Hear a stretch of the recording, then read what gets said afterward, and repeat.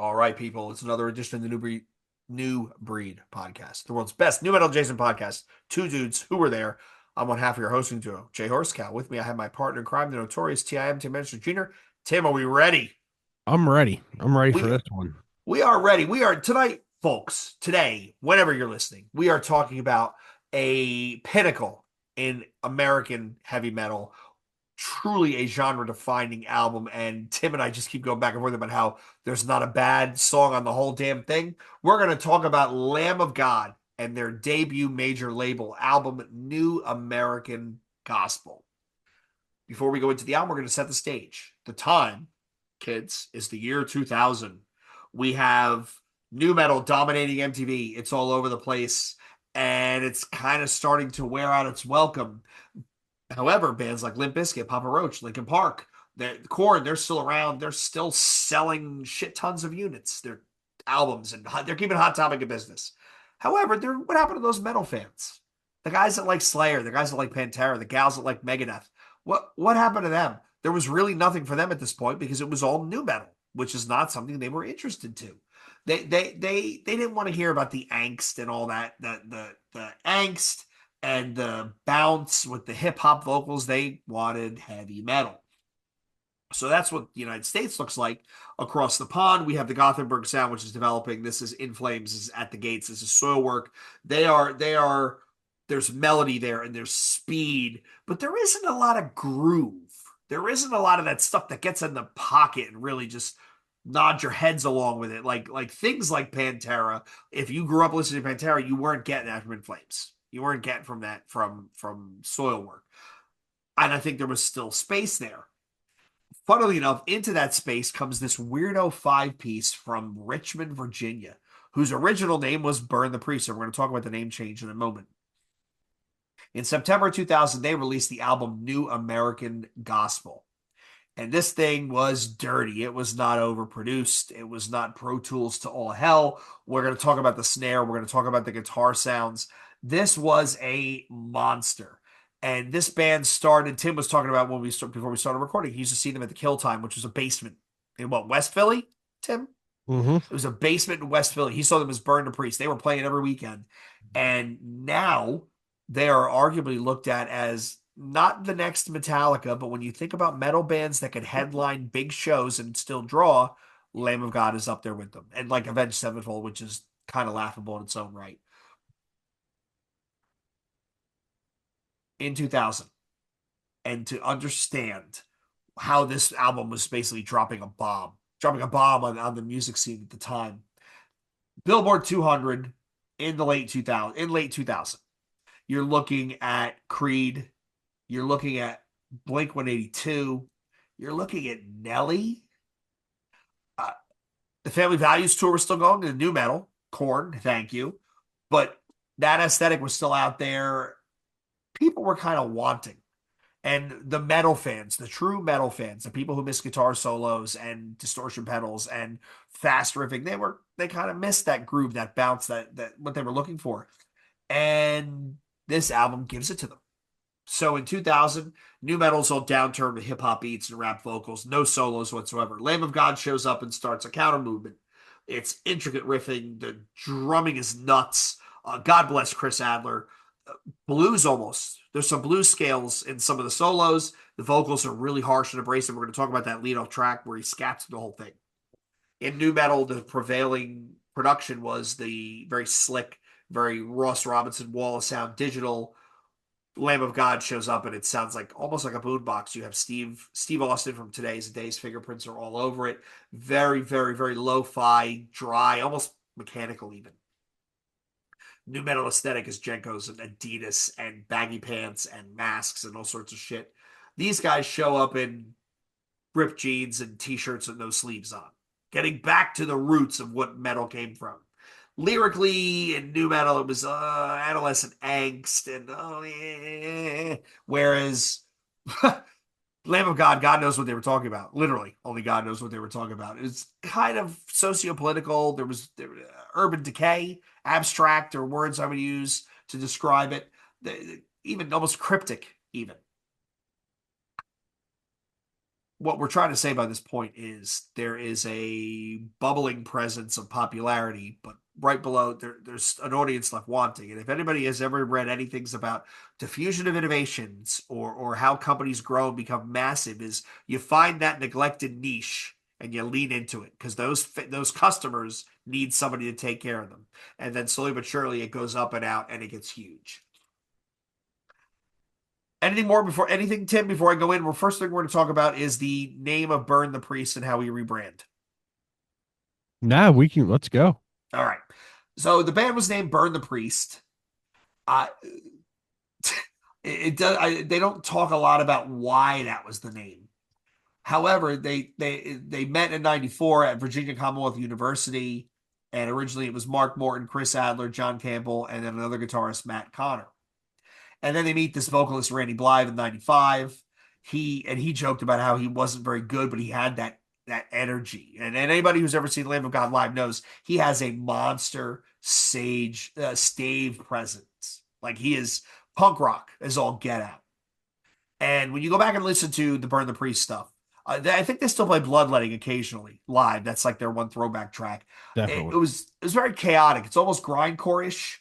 There was some sludge parts to it, so it was grindcore in speed, but sludge in weight. Very, very punk rock in the attitude. It was self-titled in '99, but they released it on Legion Records, which created buzz for the band, but it also created a problem. And the biggest problem being is the name.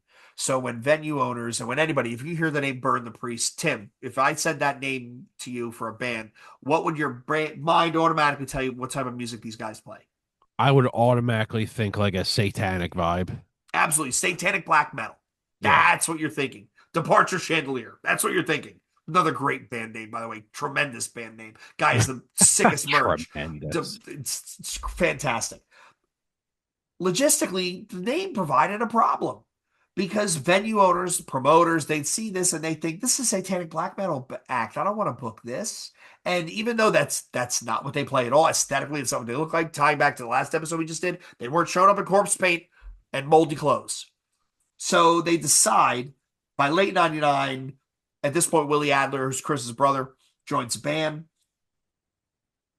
They rebrand this Lamb of God. Now, one could argue they kind of went from the frying pan into the fire.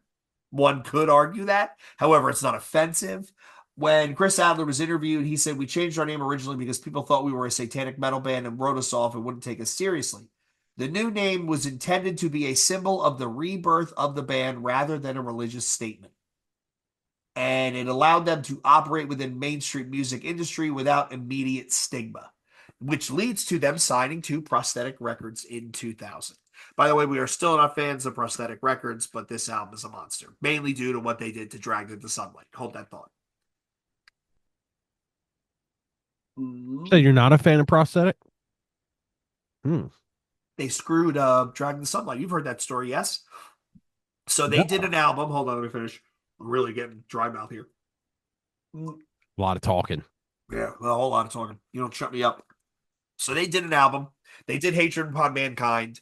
They did another EP. They deliver a fully done LP to Prosthetic, and Prosthetic says, "We don't want it. Mm. This is what we want. Yeah, We you, want you something did tell me different." this. That's all right. And they said, well, fuck you. This is our next album. This is our art. And they said, no, we're not releasing it. And Dragged in Sun, they went, All right. Well, we won't put it out. fair enough, brother. And they haven't done anything in a decade, which is a shame. And then they just did, we talked about this, they just did a US tour. Tim, I can't believe I couldn't drag you to that thing. Because even if you're not a fan, visually and sonically, that was legit a face melter. That was a face melter. I'm glad I will always be happy that I saw it. And Ms. Moore was the opener. Even better. Even better. Getting back to the band. So they changed their name. They signed a Prosthetic in 2000. They they bring Willie Adler into the band to be the guitarist. And here we go. Willie Adler's not a formerly trained guitarist. No lessons other than self-taught. Self-taught guys bring different shit to the table. So they talk about in some of my research some of the hand shapes that he makes when he picks and when he frets, his timing, and it creates a a uniqueness that somebody who goes to Juilliard and learns how to play. No offense to Dave Davidson, I can watch that dude play shortening bread for hours, hours on end.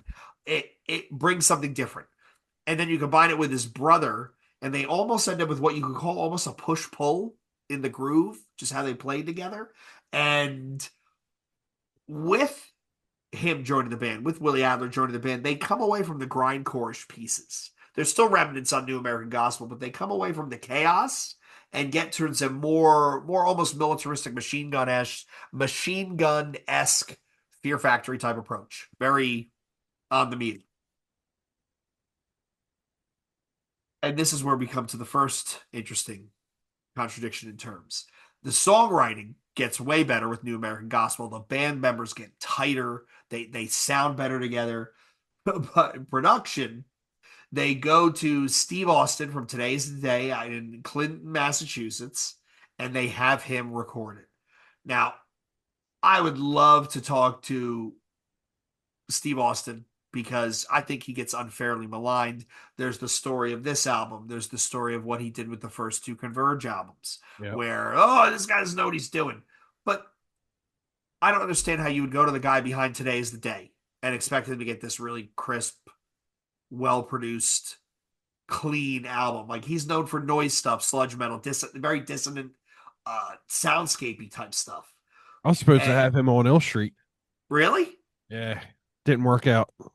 he ended up bailing. Well, it happens.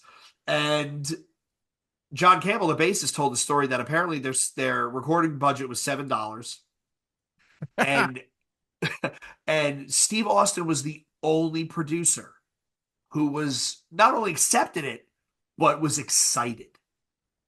Apparently, the entire recording session lasted 1 week between April 15th to the 22nd in 2000.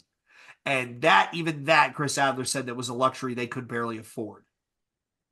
And Austin pushed them and pushed them and pushed them and pushed them. Yeah, didn't he Randy, do his vocals in like one day? yes, Randy Blythe did the majority of the album's vocals in one day. And the liner notes in the remaster in '06, Randy says that the performance was fueled by heavy drinking, which led him to sound so completely unhinged that he does on a lot of those songs. And if we're being honest, Tim, that polish or lack thereof is what kind of makes this album stick out. Oh, It 1,000. wasn't pitch mapped and snapped to a grid. It was very, very ugly and visceral, which is wild in the sense it sounds like Brandy's throat is literally coming apart as he's screaming. The only vocalist I can think of modern that gets a throaty growl that close, it's Matt McDougall from Boundaries. He gets close with that full throat roar. He gets damn close to it. Now we should call him up and see if he would ever do like a scatty grind sort of thing. That'd be kind of interesting to listen to just do. What was it? Cinder block vocals. You gonna have him do cinder block vocals? I'm still fucking laughing at that. It's fantastic. One of the other things we need to talk about, along with Randy's vocals and the guitar push pull sound, is the snare. So Chris Adler played a 12 by 5.5 Mapex Black Panther, and they tuned it really high. So that drum mix is very dry. It's very loud. It's high up in the mix. The word used to describe it was a pistol pop. And the big thing to think about with this is we're talking about the 2000s. We're talking about overproduced new metal. The drums did not sound triggered. They sounded like somebody who's literally bashing away behind a kit straight out to the house, which is interesting in the sense that it came off as almost a punk rock aesthetic production job for a well-processed sound that actually maximizes their aggression. When I would agree with that because the one thing about the record that I love is how raw it sounds. yes, There's even yes, parts of it where like if you listen to it on a good pair of headphones, like it sounds like it's almost overly compressed where it just like peaks a lot of the times, uh-huh. but you don't mind it because the songs are so fucking good. Yes, the album I think of where that's come out of recently that the production really does it a step up favor is the newest Sanguisugabogg. Going to what's his name? Kurt Ballou, and having him produce and master and do all this stuff. It takes the album to another level. And you're absolutely right. Like this album, the snare is wild. It literally sounds like it's going to careen off the track at any given moment. Like it's just wildly all over the place. Yeah, it's got that ride cymbal fucking bell that's just all over it too. I love it. Yes, tick tick tick. The guitar. If you see the drummer hit that 4 times, you're in trouble. Let's talk about lyrics. So everything was very, very non-linear, not verse, chorus, verse. It's kind of they kind of just threw together guitar riffs and then structured the songs from there. The lyrics to Black Label, the first song, famously is not lyrics; it's just scat.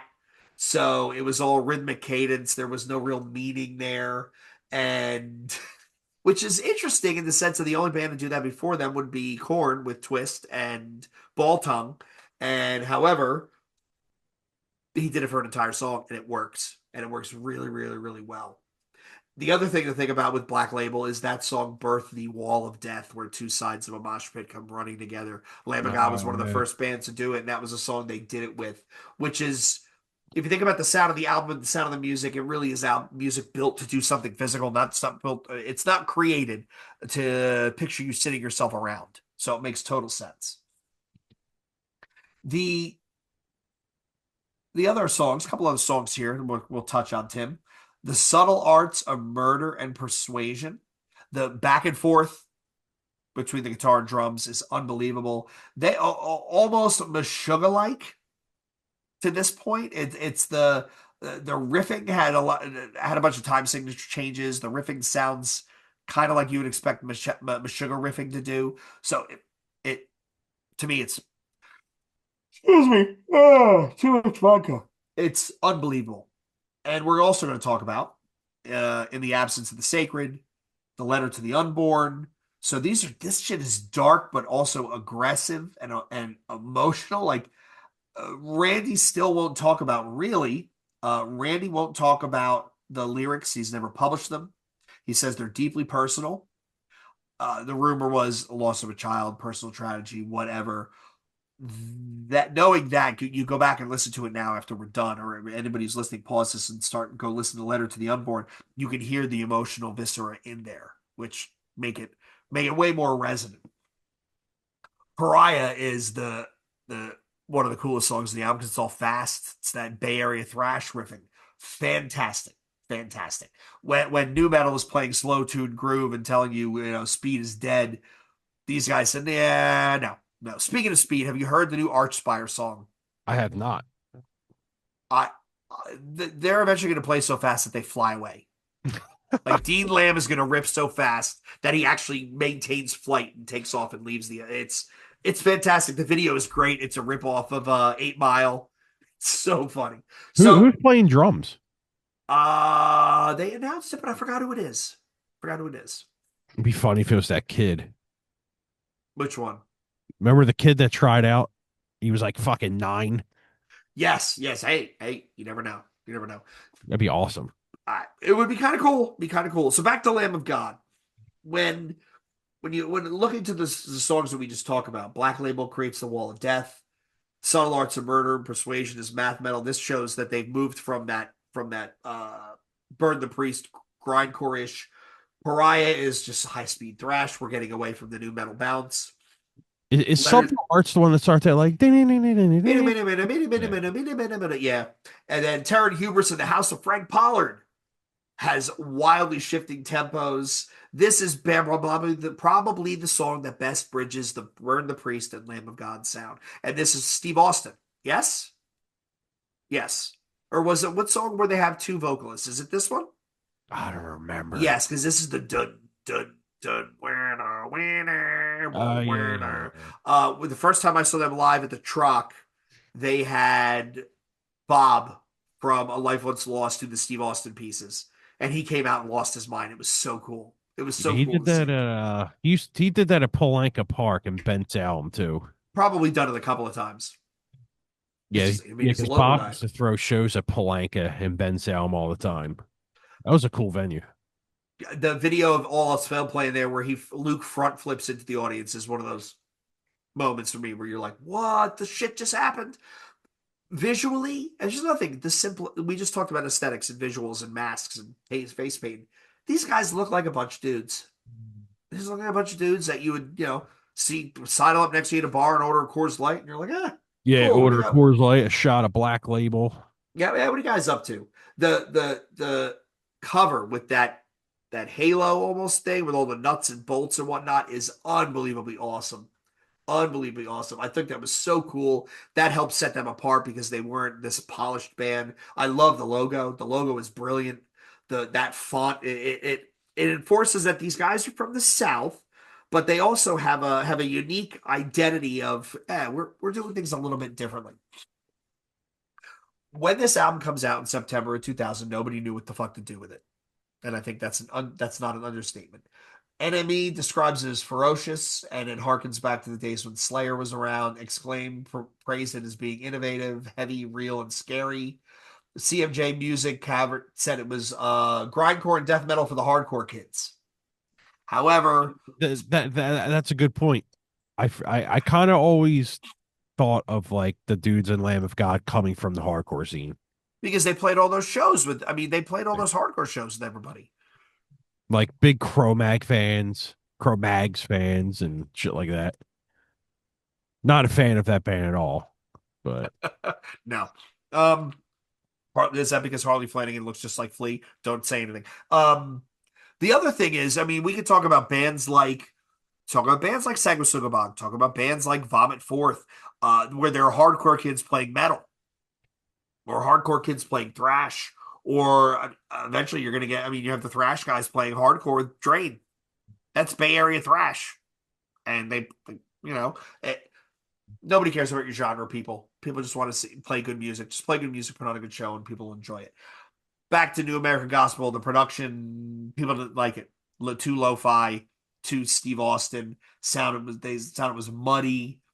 The that's why band it's good. admits, yeah, exactly. It's like, we talk about Igor speeding up and slowing down during the breakdown in Dead Embryonic Cells. That organic stuff is what fans truly come to appreciate. They did admit they did admit in 2006 when they released their remaster that the sound was just the product of what they could do at the time with the money they had, and they didn't have all that shit to waste. And the album, however, sold 100,000 copies in the U.S. That is, if you think about it, this is 19. What is this? 2000. So this is 2000. So Napster is around the corner, but we're still buying CDs. They sold 100 grand. Extreme metal band, independent label, no radio video support. That's impressive. It's impressive to move that much from that type of band. Absolutely. However, I think Tim, as good as the album was, what really makes Lamb of God stand out and what made them into the band they are today is the fact that they were road dogs. So let's talk about that. Let's go in. They played Tattoo the Earth 2000. They played a couple of the shows. And with an audience of fans that were expecting Slayer, expecting Slipknot, expecting Mudvayne. They were kind of playing against type, but they're one of those bands that they play early and everybody goes, "What the shit did I just walk into?" Like System opening Ozfest '97 or Killswitch opening SOU's 15th anniversary birthday bash. What did I just walk into? Because these guys are way too good to be playing this early. Neat shit. After that, they went on the Spring Neck Break tour, which was Cannibal Corpse, Emu Burger, The Haunted, and them. I didn't That's catch that's that. a fucking great tour. That's a wild, wild lineup. The fact that they were playing with heavy bands, the fact that they were touring with Cannibal Corpse gives them a little bit of the nod, right? It gives them a nod. It says, "Hey, these guys are these guys are with us." And then at the end of 2000, we remiss if we didn't talk about they actually did a Halloween tour with Guar, and they were the regional support act, and Guar is from Richmond as well, so they were buddies. And it's kind of wild to think about those two juxtaposed together on the same stage. One's got Guar juice, the other one's got the Wall of Death. When this album comes out, it is an understatement to say that it kind of redefines what we're going to hear for the next couple years. So this is, if Korn's self-titled is Patient Zero for nu metal, I would argue that this album is Patient Zero for the new wave of American heavy metal. This was Yeah, the first one. I would agree. And there were bands at the time like Shadows Fall and Killswitch Engage that were actually working towards this sound.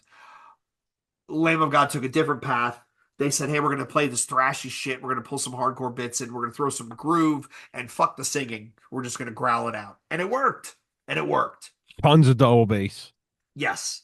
Killswitch, Engage, Unearth, Follow Through. They adopt a ton of the breakdowns that Lamb of God is known for. Uh, Lamb of God, we haven't mentioned it funny. We're all this far in and we haven't talked about this term. They refer to themselves as pure American metal. They weren't metalcore, which is kind of funny. I still have the first shirt I bought from them the first time I saw them live. It had a tarot card, and it had death.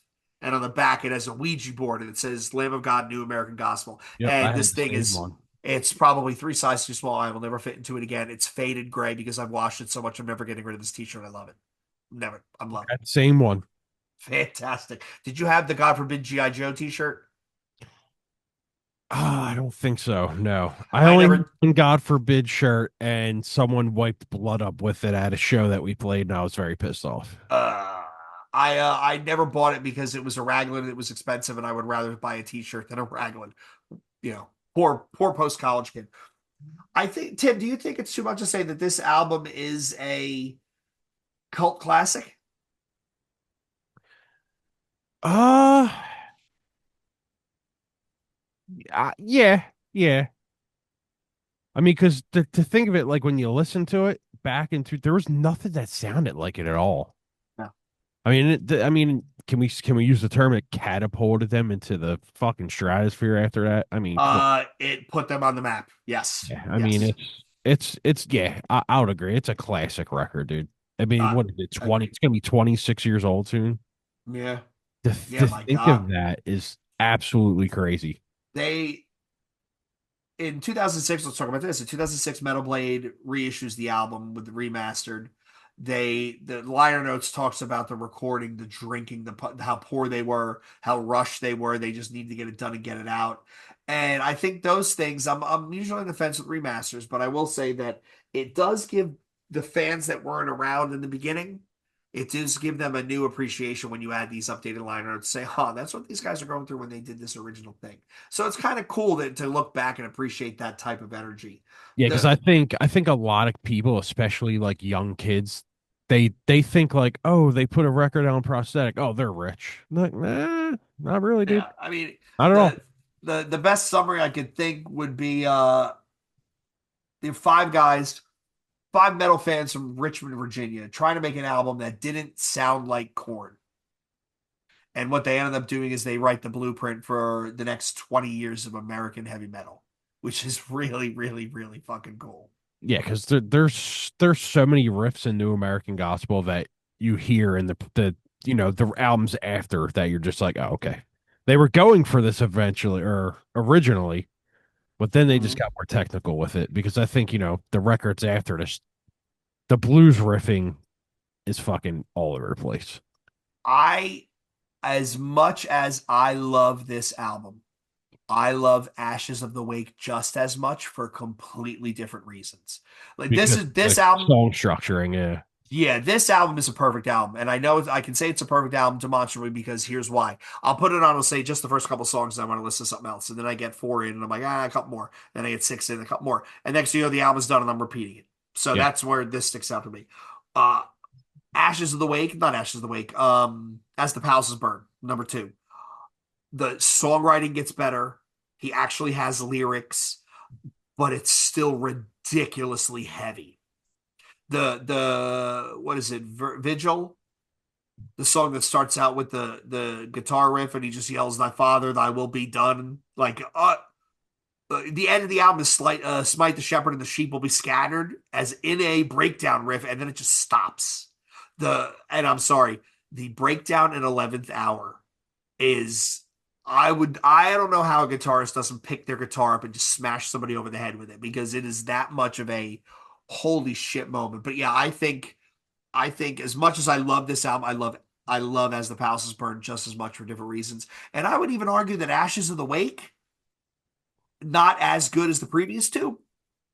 More than 70% of that album are just bangers. Yeah. And it's them saying, "Hey, what happens if we take our sound, get a little bit cleaner, produce it a little bit better, but keep the aggression?" Who who did Ashes of the or As Palaces Burn at first? Was it Devin?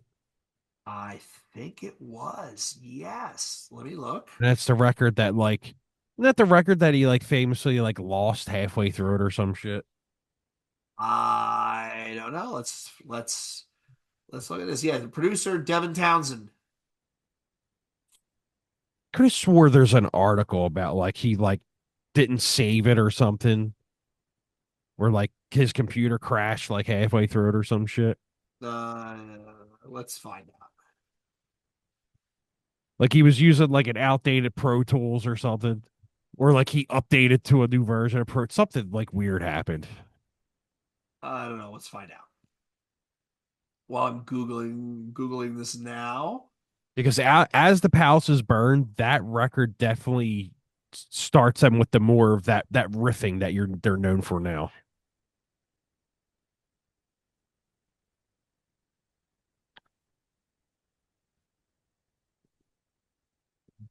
I love the silence in here. No, no. We can do whatever the Apparently, fuck we want. he did not lose it. I'm trying to find a link. I can't find a link to that. But he did play guitar and backing vocals on "The Devil in God's Country," which now I just heard the drum intro in my Are head. you sure Wow. there's not an article about him like fucking the I recording up somehow? I will dig and see if I can find something, but on my quick check, I'm not finding anything. So I'm anyway, thinking that. Okay, yeah. anyway, Anyway, all in all, Lamb of God deserves where they sit in the pantheon of amazing metal bands. They deserve it 100%. Everybody should finish this episode and go listen to the first three albums on repeat. Then listen to Philadelphia, which is basically greatest hits recorded live at the Trocadero. yeah, man. I didn't go because I'd seen them at 7,000 times at the Troc already, but good Same. stuff. Great band. Seemed like real nice dudes, and they were the one that so all you if there's any hardcore fans listening to the show and you're always wondering why bands like Internal Bleeding play FYA Fest, or why these like why do you have Dying Fetus play FYA, or having Obituary play Flyover Fest or LDB. Lamb of God were the obnoxious obscene metal band playing hardcore festivals, and it is not out of the ordinary to see Appealing Flesh with a bunch of hardcore bands, because there needs to be one super heavy band to reset the comparativeness comparison of the show. And Lamb of God were the OGs of that. They were the OG outlier that hardcore bands brought to the show because they put on an amazing fucking stage show. Yeah, I mean, and it's just like the records coexist with everything in hardcore anyway. So You what's can't think about the this without think about the other stuff that was going on at the time. yeah, I mean, even in As the Palaces Burn, there's still them moshy parts. So I mean, it's the coexisting is there. It's always going to be there. Right, right. Because it's the same reason you get bands like 200 Stab Wounds at all these fests. And look, I mean, you already went into this with Obituary and stuff, but like it's the same reason you get all them bands there. Yeah, yeah. You need something to you can't listen to the same shit nonstop. You need a quasi mix bill and something that's going to produce a little bit of interesting sound. Yeah, it's kind of like if me and you go to a show and it's just five deathcore bands, me and you by the third band are gonna be like, all right, I'm fucking done. Your ears are toast. Your Yeah, ears are toast, and you need that. Again, I think about it. Hey, what happens if Orthodox takes out like Bleed from Texas and Extermination Dismemberment and something else kind of weird, right? Just change up the sonic palette, get people out, get people soul blind, get people out, get people yeah. thinking. Who knows? All right, everybody. Hope you enjoyed this one. This is another fun one for Tim and I. We love these unscripteds now. Finding it easier to not talk about song by song, but actually just talk about what's going on around the album. So if you like it, if you don't like it, if you hate it, Well, if you love it. well, let's keep this though. We got to give it a rating. Oh, well, this is 10. This is 10. It's 10.